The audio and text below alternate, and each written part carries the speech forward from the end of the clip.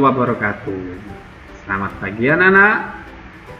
Pagi hari ini kita akan belajar tema 5, subtema 2, pahlawan kebanggaanku. Coba kalian buka bukunya halaman 53. Ketika masa kerajaan Hindu-Buddha mulai melemah, masuklah agama Islam di wilayah Indonesia. Siapa yang mempunyai peranan penting di masa kerajaan Islam? Ayo kita cari tahu. Benny ingin mengetahui lebih lanjut tentang perjuangan setelah masa kerajaan Hindu-Buddha. Bersama Benny, mari kita cari tahu lebih lanjut perjuangan tersebut. Oke anak-anak, dibuka halaman 53, di situ ada bacaan tentang Sultan Hasanuddin. Coba kalian baca, Pak Yoga beri waktu 1 menit untuk membaca. Jangan lupa di pause videonya ya. Oke, kalau sudah dibaca, coba kalian buka halaman berikutnya ya, di bawahnya. Nah, berdasarkan bacaan di atas, isilah tabel berikut. Apa yang kamu ketahui tentang Sultan Hasanuddin? Oke, apa yang kalian ketahui dari Sultan Hasanuddin dari bacaan di atas tadi? Nah, beliau adalah salah satu pahlawan Indonesia pada zaman kerajaan Goa, ya, Goa Talu yang berasal dari Sulawesi Selatan ya, di pulau Sulawesi sana anak-anaknya. Nah, kerajaan Goa Talu ini adalah salah satu kerajaan Islam ya. Apa yang ingin kamu ketahui lebih lanjut tentang Sultan Hasanuddin ya, yang pasti perjuangan melawan penjajah atau biografinya beliau bagaimana ya. Jadi Sultan Hasanuddin ini adalah pahlawan nasional ya, yang berasal dari Sulawesi ya, yang berjuang untuk kemerdekaan Indonesia melawan penjajah. Dari perjuangan Sultan Hasanuddin, kita belajar tentang keberanian dan kegigihan dalam melawan tindakan yang salah dan sewenang-wenang ya. Sultan Hasanuddin berusaha untuk melawan kesewenang-wenangan Belanda. Perjuangan beliau layak diteladani dan diberi penghargaan. Berbagai peninggalan Sultan Hasanuddin juga perlu terus dilestarikan sebagai pelajaran bagi generasi berikutnya. Bangsa yang besar adalah bangsa yang menghargai jasa para pahlawannya ya. Bagaimana cara kamu menghargai jasa para pahlawan? Ya, jelaskan jawabannya ya. Jadi anak-anak, kita sebagai warga negara Indonesia atau di negara manapun ya, kita wajib menghargai jasa para pahlawannya.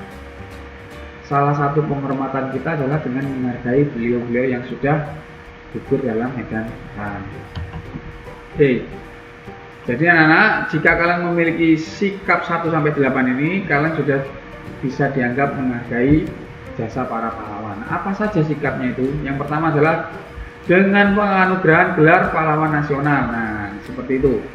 2, mengabadikan nama para pahlawan sebagai nama jalan, gedung, dan sebagainya. Makanya banyak nama jalan menggunakan nama pahlawan. Seperti di Malang ada Jalan Ahmad Yani, nah, itu nama pahlawannya. Jalan Soekarno-Hatta. Nomor 4, memperingati peristiwa-peristiwa penting dalam perjuangan bangsa seperti 17 Agustus, G30 SPKI, ya, Hari Pahlawan, ya, dan lain sebagainya.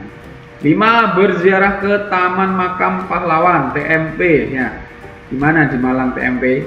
Itu di depan UM ya, di timurnya Matos ya.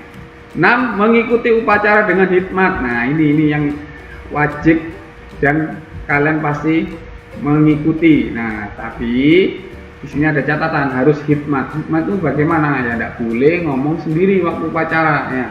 Upacara nggak lama, 15 menit selesai ya.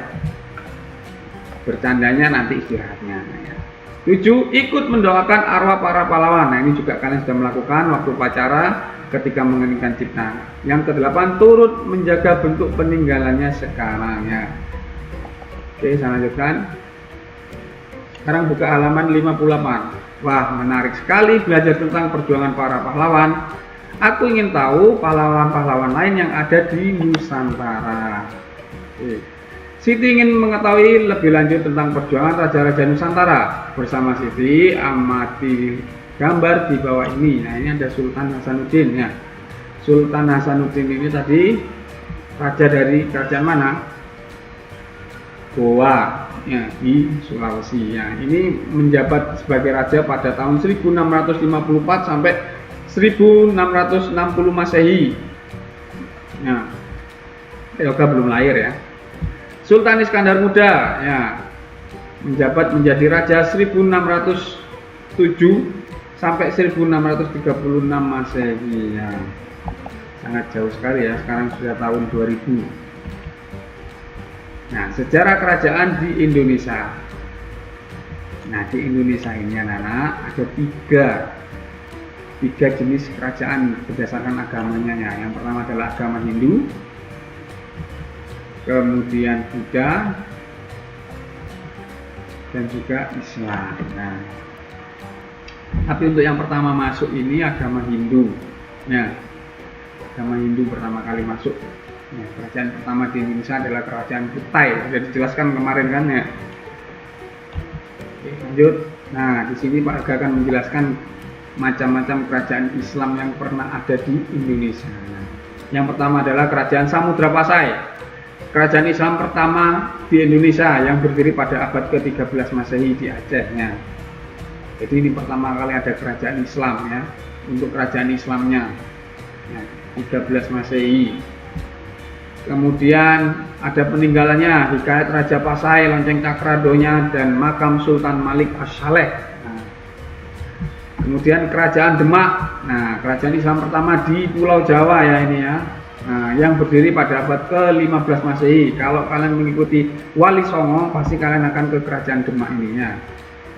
Raja yang terkenal di masa kejayaannya adalah Raden Patah. Nah, peninggalannya Masjid Agung Demak dan Pintu Bedek. Kemudian kerajaan Aceh, ya ada di Aceh, berdiri pada abad ke-16 Masehi di tepi Selat Malaka. Pusat kejayaannya di Kutaraja Banda Aceh di Sumatera sana ya. Peninggalannya Masjid Raya Baitur Rahman, Benteng Indra Prata, dan makam Sultan Iskandar Muda ya, yang tadi itu ya. Lanjut, ada kerajaan Banten, berdiri pada abad ke-16 Masehi di Banten. Peninggalannya Masjid Agung Banten, Istana Keraton Kaibon, dan Istana Surosowan. Ada kemudian kerajaan Goa dan Talo, ya tadi terletak di Sulawesi. Raja yang terkenal adalah Sultan Hasanuddin. Peninggalannya adalah Benteng Fort Rotterdam, Benteng Somba Opu, dan makam Sultan Hasanuddin. Kemudian ada Masjid Katangka. Ini terlihat sekali ya, Sultan Hasanuddin ini pasti melawan Belanda. Di sini ada Benteng Fort Rotterdam. Rotterdam ini bahasa Belanda anaknya. Kemudian ada kerajaan Ternate dan Tidore, berdiri pada abad ke-16 Masehi di Maluku. Peninggalannya makam Sultan Baabullah, Masjid Ternate, dan Keraton Tidore. Untuk kerajaan Hindu sendiri ya, yang pertama adalah kerajaan Kutai. Kerajaan Hindu tertua di Indonesia yang berdiri pada abad ke-4 Masehi di dekat Sungai Mahakam, Kalimantan Timur ya, berarti ada di Kalimantan ya. Raja yang terkenal adalah Raja Mula Warman yang dikenal dengan kebaikannya dengan menyedekahkan 20.000 ekor sapi kepada kaum Brahmana ya, sudah dijelaskan di bacaan di pembelajaran sebelumnya ya. Peninggalannya adalah Prasasti Yupa.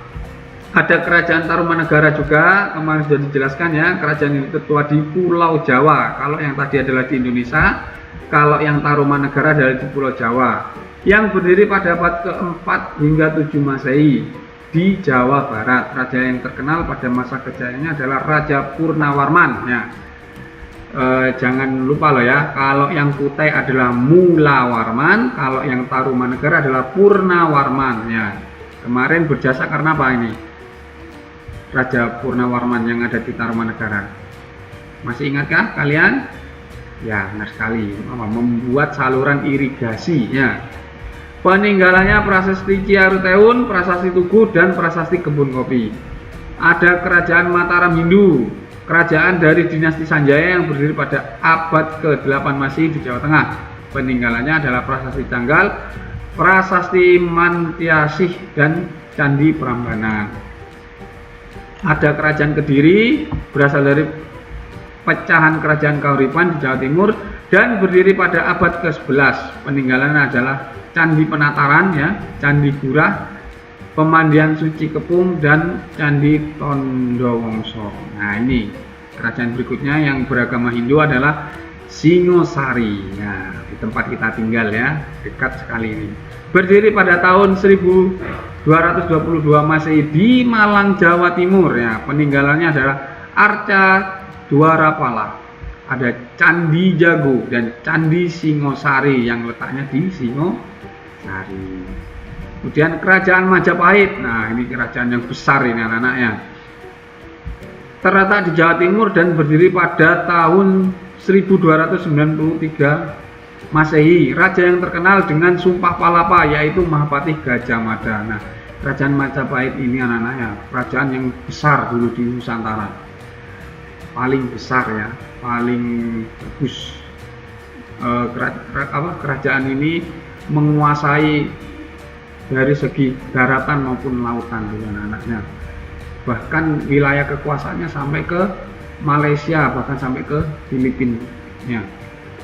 Jadi memang besar. Mahapati Gajah Mada ini memang terkenal dengan sumpahnya ingin menyatukan Nusantara. Ya.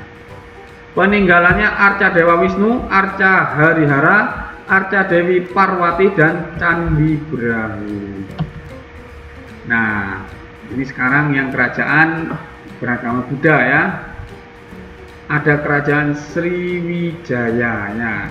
Kerajaan maritim sekaligus pusat penyebaran agama Buddha yang berdiri pada abad ke-7 Masehi di Sumatera. Raja yang terkenal adalah Bala Putra Dewa. Ya, peninggalannya Prasasti Tawangtulo, Prasasti Kedukan Bukit, Prasasti Telaga Batu, Candi Muara Takus, dan Arca Maitreya. Kemudian ada Kerajaan Mataram Buddha, kerajaan Buddha yang berasal dari dinasti Sailendra. Peninggalannya adalah Candi Borobudur, ya, yang ada di Jawa Tengah, Candi Kalasan, Candi Pawon, Candi Ngawen, dan Candi Mendut. Oke, itu tadi anak-anak adalah jenis-jenis kerajaan yang ada di Indonesia, baik kerajaan Islam, Hindu maupun Buddha. Ya, kalian harus bisa membedakannya, ya. Oke, lanjut buka halaman 61. Setelah mengetahui perjuangan para pahlawan, masih adakah tokoh masa sekarang yang memiliki jiwa kepahlawanan? Nah, di situ ada bacaan yaitu Gus Nadiwiyoga, prestasi di tengah keterbatasan. Silakan kalian baca terlebih dahulu. Ini adalah bacaan yang penuh dengan motivasi, ya. Kalian baca dengan sungguh-sungguh, pada beri waktu 2 menit, ya. Nanti kita menjawab bersama pertanyaan yang di belakangnya. Silakan dibaca dulu anak-anak. Oke anak-anak, berdasarkan teks di atas, jawablah pertanyaan berikut. Nah, apa prestasi yang diraih oleh Gus Nadiwiyoga? Apa tadi anak-anak prestasinya?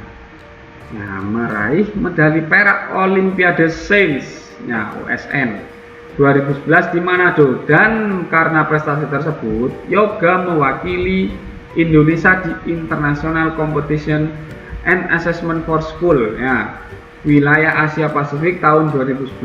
Pada kompetisi ini Yoga mendapat medali perak juga, ya. Jadi prestasinya sangat bagus, ya, meskipun dengan keterbatasan ekonomi yang seperti itu, ya. Apa usaha yang Yoga lakukan untuk meraih prestasi itu? Nah, Yoga belajar mandiri tanpa mengikuti bimbingan belajar ataupun kursus. Dia tekun belajar secara mandiri dan selalu mengulang kembali pelajaran yang ia terima di sekolah. Nah, apakah kamu sudah melakukan hal yang dilakukan oleh Yoga? Ya, bukan Pak Yoga loh ini, ya.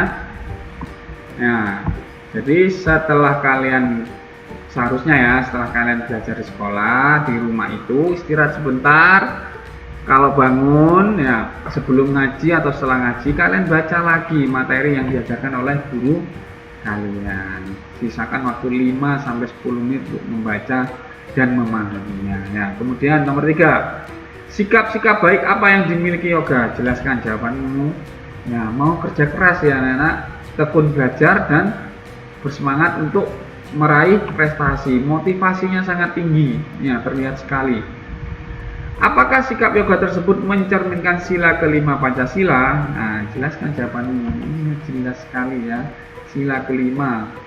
Karena yoga selalu bersemangat dan selalu bekerja keras dalam meraih prestasi. Itu merupakan salah satu dari makna sila kelima. Lanjut. Nah, sila kelima Pancasila ya. Ini Pak Yoga akan menjelaskan sedikit ya. Bunyinya adalah keadilan sosial bagi seluruh rakyat Indonesia ya. Lambangnya adalah padi dan kapas. Sila kelima memiliki simbol padi dan kapas yang menggambarkan kebutuhan dasar setiap manusia, yaitu kebutuhan pangan dan sandang ya. Manusia tidak lepas dari kebutuhan ini anak-anak, karena untuk bertahan hidup manusia harus mencukupi kebutuhan pangan dan sandang. Lanjut, makna sila kelima Pancasila. Yang pertama adalah adil. Ya, adil ini bukan harus sama. Ya, maksudnya adil ini adalah mau dan mampu menerima apa adanya. Ya, itu namanya adil anak-anaknya. Kemudian mau bekerja keras, mengakui kedaulatan bangsa sendiri dan bangsa lain, menganggap bangsa sendiri sederajat dengan bangsa lain. Jadi sebenarnya negara kita ini sama dengan bangsa lain ya, dengan Amerika kita itu sama-sama negara ya, tetapi kita harus saling menghargai dan menghormati antar negara. Lanjut, halaman 64 ya. Perhatikan gambar di bawah ini ya. Ini ada gambar 4 anak sedang kerja kelompoknya. Kamu perhatikan ya, di sini terlihat sekali mereka sedang berdiskusi asik ya, satu sama lain ya, berdiskusi, tidak ada yang bermain sendiri ya, tidak ada yang jahil ya, tidak ada yang malas-malasan ya. Mari kita jawab bersama. Apakah Edo sudah membagi pekerjaan secara adil? Gimana menurut jawabanmu? Nah, 2. Apakah sikap Edo dan teman-temannya mencerminkan sila kelima Pancasila? Nah, ini kan terlihat sudah adil ya anak-anak ya, membagi tugas. Ada yang bagian nulis, ada yang berdiskusi ya. Kemudian nomor 2, Edo dan teman-temannya kalau sudah adil apakah termasuk pencerminan sila kelima? Ya, tulis jawabanmu nanti di buku tugas ya. 3. Apa yang akan terjadi jika pada saat kerja kelompok tugas tidak dibagi secara adilnya? Gimana seandainya kalian kerja kelompok, ketua kelompokmu membagi tugasnya secara tidak adil? Nah, bagaimana perasaanmu? Nah, kalian tulis di buku tugas tematikmu ya, dikumpulkan tulisannya yang bagus ya. Paham ya anak-anak? Oke, saya lanjutkan. Para pahlawan bersemangat untuk meraih kemerdekaan. Begitu pula Gus Nadi Wiyoga memiliki semangat untuk meraih cita-citanya. Sikap itu harus kita contoh dalam kehidupan sehari-hari. Sekarang mari kita kembali lagi berlatih lagu Maju Tak Gentar dengan semangat. Nah, tahu lagunya kan? Ya. Maju tak gentar, membela yang benar. Silakan kalian cari lagunya itu di YouTube boleh ya. Nah, kalian nyanyikan sendiri dengan penuh semangat ya. Oke anak-anak, mungkin untuk part 1 dari tema 5 subtema 2 sampai di sini dulu ya. Jangan lupa diselesaikan tugasnya tadi ya. Kemudian ditunggu untuk part 2-nya ya. Pak Yoga akan segera share ke channel YouTube Pak Yoga. Ya, terima kasih anak-anak, selalu jaga kesehatan ya. Kemudian jangan lupa selalu membersihkan tangan ya. makan makanan yang bergizi, dan juga karena sekarang sedang musim hujan ya, usahakan stop dulu, jangan mandi hujan ya, selalu pakai masker, diam di rumah ya bersama orang tua, dan jangan malas untuk belajar. Terima kasih anak-anak, kurang lebihnya mohon maaf. Assalamualaikum warahmatullahi wabarakatuh. Selamat pagi.